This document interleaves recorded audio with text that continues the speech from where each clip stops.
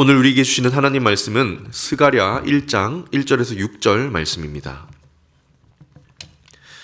한 절씩 교독하여 읽겠습니다. 다리오 왕 제2년 8째 달에 여호와의 말씀이 이도의 손자 베레기야의 아들 선지자 스가랴에게 임하니라. 이르시되 여호와가 너희의 조상들에게 심히 진노하였느니라. 그러므로 너는 그들에게 말하기를 만군의 여호와께서 이처럼 이르시되 너희는 내게로 돌아오라. 만군의 여호와의 말이니라. 그리하면 내가 너희에게로 돌아가리라. 만군의 여호와의 말이니라. 너희 조상들을 본받지 말라. 옛적 선지자들이 그들에게 외쳐 이르되 만군의 여호와께서 이같이 말씀하시기를 너희가 악한 길 악한 행위를 떠나서 돌아오라 하셨다 하나 그들이 듣지 아니하고 내게 귀를 기울이지 아니하였느니라. 여호와의 말이니라. 너희 조상들이 어디 있느냐? 또 선지자들이 영원히 살겠느냐? 내가 나의 종 선지자들에게 명령한 내 말과 내 법도들이 어찌 너희 조상들에게 임하지 아니하였느냐? 그러므로 그들이 돌이켜 이르기를 만군의 여호와께서 우리 길대로 우리 행위대로 우리에게 행하시려고 뜻하신 것을 우리에게 행하셨도다 하였느니라. 아멘. 오늘의 말씀은 회복으로 가는 길입니다.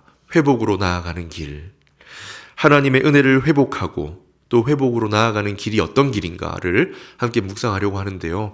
열린 마음으로 함께 말씀을 살펴보면 좋겠습니다. 우선 오늘 읽은 본문은 회복을 기대하고 돌아왔던 포로 생활, 70년의 포로 생활을 마치고 정말 예루살렘에 돌아와서 하나님의 은혜를 회복하고 하나님 나라를 회복하고 또 예루살렘 성전을 회복하려고 그 회복을 열망하며 돌아왔던 귀향민들에게 주신 말씀입니다.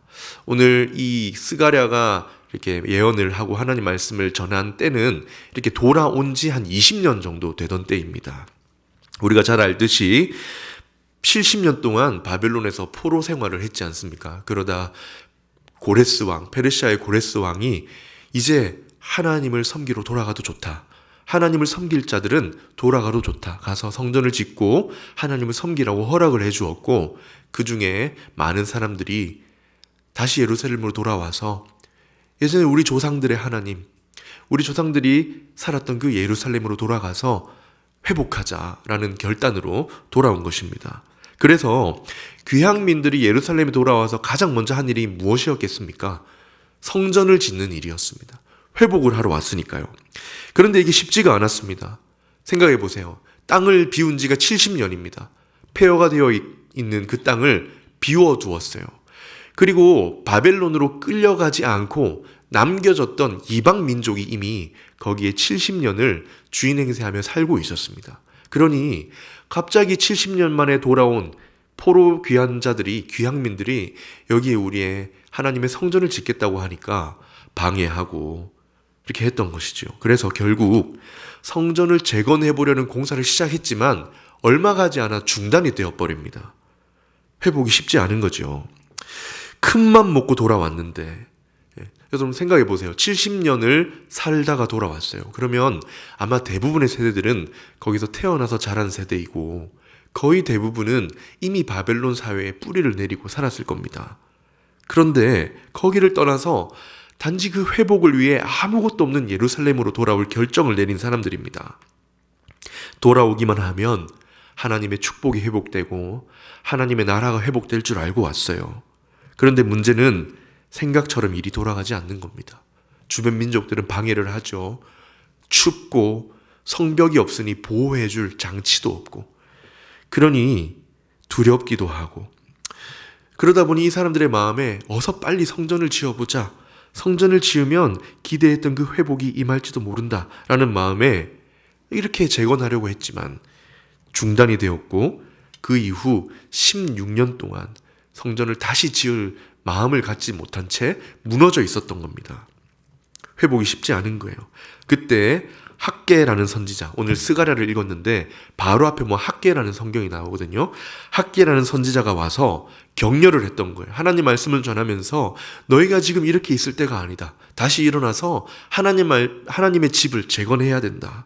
그래서 다시 이스라엘 민족이 힘을 얻어서 성전 재건 공사를 재개하기 시작한 지 딱 2달 된 그 시점에 오늘 하나님이 스가랴를 통해서 이 귀향민들에게 성전 재건 공사를 다시 시작하고 있는 이 귀향민들에게 회복으로 가는 길에 대한 말씀을 주시는 거예요.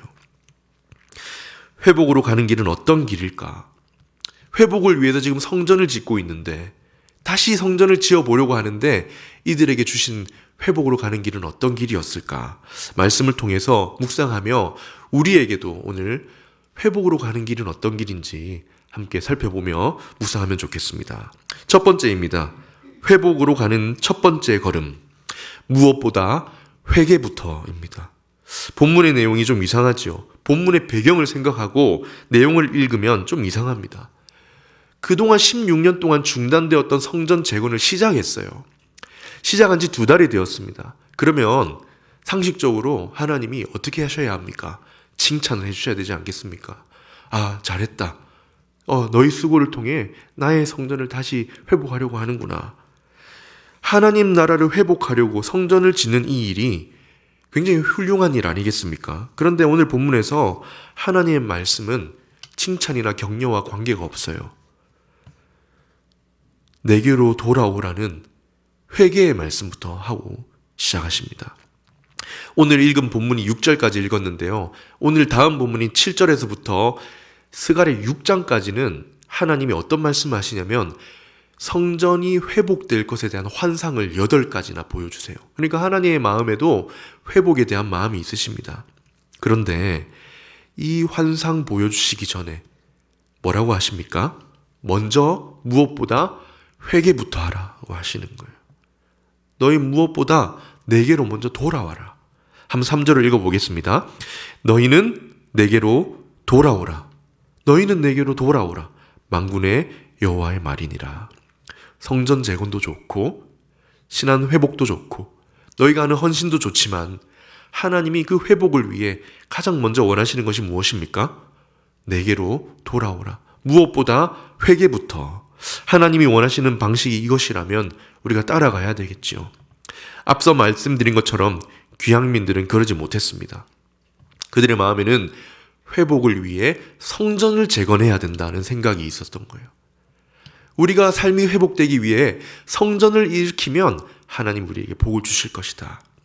그런데 돌아왔는데 그 성전을 재건하는 기대에 빠져 무너졌을 때 더 열망했던 게 성전을 재건해보자.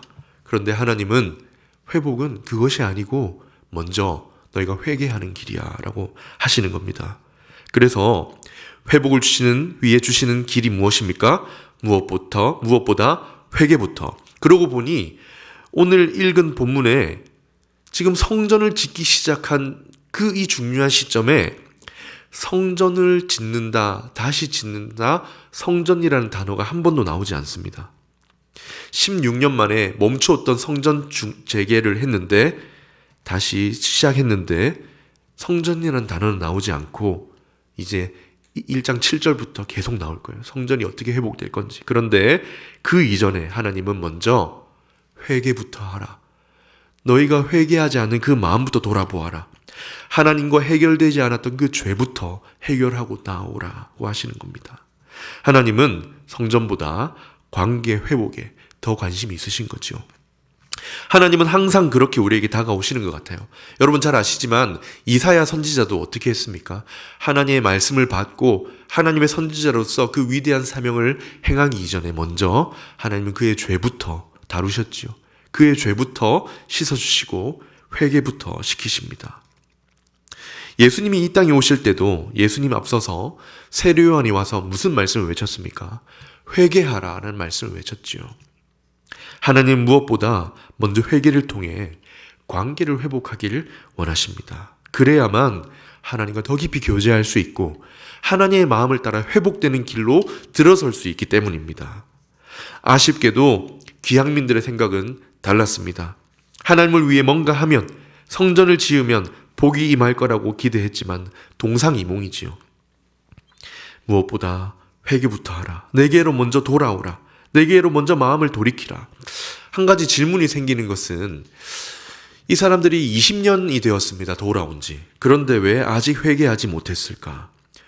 분명 이들도 알고 있습니다. 조상들이 하나님 말씀을 잘 듣지 않았고 회개하지 않아서 심판을 받아 멸망했다는 것을 누구보다도 잘 알고 있습니다. 그런데 예루살렘에 돌아온 지 20년이나 되었지만 왜 이제서야 회개하라는 말씀을 듣고 있을까? 이 말씀을 묵상하면서 어쩌면 내가 결단하고 돌아왔다는 영적인 자부심이 회개의 길을 막고 있었진 않은가라는 생각이 들었습니다. 바벨론에서 돌아왔잖아요. 이 결단 자체가 굉장한 자부심이 되었을 수 있겠다는 생각이 들었습니다. 큰 결단을 한 거예요. 삶의 뿌리를 다 팽겨치고 아무것도 없는 땅에 내가 하나님 나라를 회복하러 왔다. 이 영적인 자부심이 회개해야 된다는 마음까지 가지 못하게 막은 거죠. 꽤 괜찮은 사람으로 결단을 하고 왔다는 생각을 할 수 있었던 것입니다. 그러니 정말 그 실체, 내가 가지고 있는 연약함, 내 속에 있는 어두운 모습, 해결해야 할 죄의 문제는 직면하지 못한 채 덮어두고 있었던 것이죠. 그러나 하나님은 그걸 다 보고 계십니다. 다 아세요. 그리고 말씀하십니다. 성전도 좋고 하나님 나라 회복도 좋고 나를 향한 헌신도 좋지만 무엇보다 먼저 회개부터 하면 좋겠다. 먼저 나와의 관계부터 해결하면 좋겠다. 너의 마음부터 돌이켜 나에게 향하면 좋겠고 너의 마음 깊은 곳에 있는 연약함과 어두운 죄를 내려놓으면 좋겠다. 우리의 삶이 늘 바쁘게 돌아갑니다. 여러 가지 사역들도 많고요. 헌신하는 일들도 많아요. 또 사회적인 일도 많죠. 그런 것 때문에 또 때로는 영적인 자부심이 있어서 내 자신을 돌아보지 못할 때도 종종 생깁니다.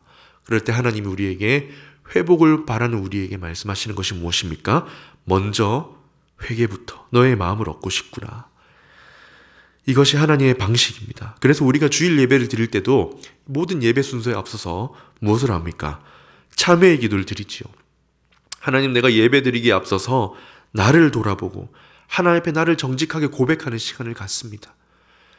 미처 생각하지 못하고 왔지만 이 예배 자리에 서서 먼저 하나님, 제가 허물이 많고 감히 하나님 앞에 설 수 없는 죄인임을 고백합니다. 용서하시고 내 예배를 받아주십시오. 이렇게 가지 않습니까? 이런 회개 없이 성전이 완공된다 하더라도 하나님의 회복은 없었을 것입니다. 그래서 하나님은 회복시키실 거지만, 성전을 회복시키시고 이루어 가실 것이지만 먼저 회개부터 하라는 메시지를 주신 것입니다. 두 번째 주시는 말씀, 회복으로 가는 두 번째 걸음은 과거를 떠나 새로운 믿음의 세대로입니다. 과거를 멀리하라는 거예요. 과거를 떠나서 과거에 매여 있지 말고 너희부터 이제 새로운 걸음을 걸으라는 겁니다. 새로운 믿음의 세대가 되어라. 회개를 위한, 하나님이 무엇보다 회개하라 하신 그 회개를 위한 구체적인 방법과 같은 말씀인데요. 과거를 떠나라. 오늘 본문을 읽으면서 가장 눈에 띄는 단어가 조상들이라는 단어입니다. 이 짧은 1절에서 6절을 읽었지만 조상들이라는 단어가 4번이나 나옵니다. 무슨 말이냐? 하나님이 계속해서 귀향민들에게 회개를 말씀하시면서 동시에 촉구하시는 방법이 뭐냐? 조상들로부터 떠나라는 거예요. 조상을 본받지 말아라. 너희 과거의 조상들이 했던 모습을 떠나서 너희는 이제 새로운 믿음의 세대가 되면 좋겠다. 너희 조상들은 내 말에 귀를 기울이지 않았지만 너희는 나의 길을 걸어가는 새로운 믿음의 세대가 되면 좋겠다라는 말씀을 주십니다. 먼저 2절에 보면 하나님이 이 말씀을 시작하실 때 나는 너희의 조상들에게 정말 분노하였었다라고 시작하세요. 그렇게 한 뒤에 4절을 한번 읽어보겠습니다. 같이 읽습니다. 시작. 너희 조상들을 본받지 말라. 옛적 선지자들이 그들에게 외쳐 이르되 만군의 여호와께서 이같이 말씀하시기를 너희가 악한 길, 악한 행위를 떠나서 돌아오라 하셨다 하나 그들이 듣지 아니하고 내게 귀를 기울이지 아니하였느니라. 너희는 조상들을 본받지 말라. 하나님은 이 회복을 앞두고 있는, 회복을 열망하는 이들에게 회개하라. 그리고 과거를 떠나서 너희가 새로운 믿음의 세대가 되면 좋겠구나 라고 하십니다. 이것이 하나님의 마음입니다. 과거와 단절하여 새로운 걸음을 내디디기 원하시는 거예요. 왜 그렇겠습니까? 머물러 있기 때문에. 익숙한 것에 머물러 있기 때문에, 그들의 조상들이 해왔던 그 모습을 배워왔기 때문에 너희는 떠나서 새로운 걸음을 내딛는 믿음의 세대가 바로 오늘 되면 좋겠다. 그러면 조상을 떠나는 것은 무엇입니까? 과거를 떠나는 것은 뭡니까? 죄를 반복하지 않고 떠나가는 것입니다. 특히 말씀의 귀를 기울이지 않았던 조상들의 모습을 버리는 것. 너희 하나님의 말씀을 따라 살아가는 새로운 믿음의 세대가 되기 위해 먼저 과거를 떠나는 것. 아브라함이 생각납니다. 믿음의 조상 아브라함. 이 사람이 새로운 믿음의 세대가 될 수 있었던 것은 떠났기 때문이지요. 우상 숭배의 문화, 조상으로부터 지켜오던 악한 문화, 습관으로부터 떠났기 때문에 그는 새로운 믿음의 세대가 되었지 않습니까? 사랑하는 성도님 여러분, 새로운 믿음의 세대가 되시기를 주님의 이름으로 축복합니다. 오늘 우리가 이미 믿음의 세대로 살고 있지만 하나님은 오늘 또다시 새로운 걸음을 걷기를 원하시는 것 같습니다. 이 말을 조금 더 좁혀서 살펴보면, 조상을 과거로 그냥 바꾸면 어떻게 될까요? 과거의 어떤 조상들의 죄가 아니라 나의 과거로, 어제의 죄로, 어제의 연약함으로, 어제의 연약함을 떠나서 오늘은 새로운 믿음의 걸음을 걸어라. 이런 말씀도 가능하리라 생각됩니다. 왜냐하면 하나님이 본문에 강조하시는 것은 너희는 이제 새로우면 좋겠다는 거거든요. 어제와 달리 오늘 새로운 사람이 되어라. 물론 우리가 기억해야 할 과거도 있습니다. 과거에 받은 은혜, 참 귀한 감사해야 될 은혜도 있지만 한편으로 과거의 잘못된 습관이나 과거에 머물러 있기 좋아하는 영적인 나태함이나 과거 내가 가지고 있었던, 어제 내가 가지고 있었던 나의 삶에 오점이 있다면 머물러 있지 말고 새로운 믿음으로 나아오라. 용기가 필요하지요. 내게 숨겨져 있던 내 모습을 직면할 수 있는 용기가 필요합니다. 늘 괜찮다고 살아오며 안주하던 그 모습에서 떠나서 나를 정직하게 들여다보고 내가 쌓아왔던 공로와 특권이나 영적인 자부심이 있다면 내려놓고 하나님 앞에 새로운 세대가 되어라. 생각해보면 이 말이 참 쉽지 않았을 것 같습니다. 왜냐하면 유대인들에게는, 이 귀향민들에게는 조상들에 대한 그 존중하는 마음이 굉장히 깊지 않습니까? 뿌리와 같은 거예요. 자기 민족의 정체성과 같은 게 바로 조상입니다. 조상을 떠나는 것은 그럼 우리는 누구란 말인가? 우리는 어떤 사람이란 말인가? 굉장히 혼란스러운 일일 수 있습니다. 그러나 하나님은 그 두려움을 마주하고 직면하라고 하십니다. 과거를 떠나서 오늘 너희는 새로 출발하는 믿음의 세대로 살아라. 지금 계속 상공부가 진행 중인데요. 정말 과거를 떠나서, 어제의 과거를 떠나서, 어제의 내 모습을 떠나서 새로운 믿음의 걸음을 걸어보려는 용기 있는 분들을 종종 만납니다. 지금까지 아버지로, 남편으로, 하나님의 자녀로 오래 살아왔다고 생각했지만 이제 보니 아닌 거예요. 이제 보니까 하나님을 정말 신뢰하지 못했던 모습을 발견하는 겁니다. 자, 그러면 그것을 거부하고 떠나서 다시 하나님을 신뢰하기로 선택하는 겁니다. 쉽지가 않아요. 두렵기도 하고 뭔가 헷갈리고 혼란스러움이 찾아옵니다. 하지만 좋은 남편, 좋은 아버지, 좋은 하나님의 자녀로서 살아가기 위해서 내 고집을 꺾고 엎드리려는 분들이 계십니다. 자, 이런 분들을 보면서 용기 있는 분들이라는 생각이 듭니다. 날마다, 오늘도 새로운 믿음의 세대가 되기 위해 살아가는 그런 몸부림으로 보입니다. 바라기는 우리 사랑하는 성도님 여러분, 어제도 좋았을 수 있습니다. 그러나 어제를 뒤로하고 나의 부족한 면을 직면하여 오늘 새로운 믿음의 걸음 걸으시는 여러분 되시기를 주님의 이름으로 축복합니다. 지금까지 회복으로 가는 길을 묵상하고 있는데요. 마지막으로 주시는 말씀, 세 번째, 하나님의 은혜를 기대하는 것입니다. 무엇보다 회개로, 그리고 과거를 떠나 새로운 믿음의 세대로, 그리고 마지막으로 하나님의 은혜를 기대하는 사람이 되어라.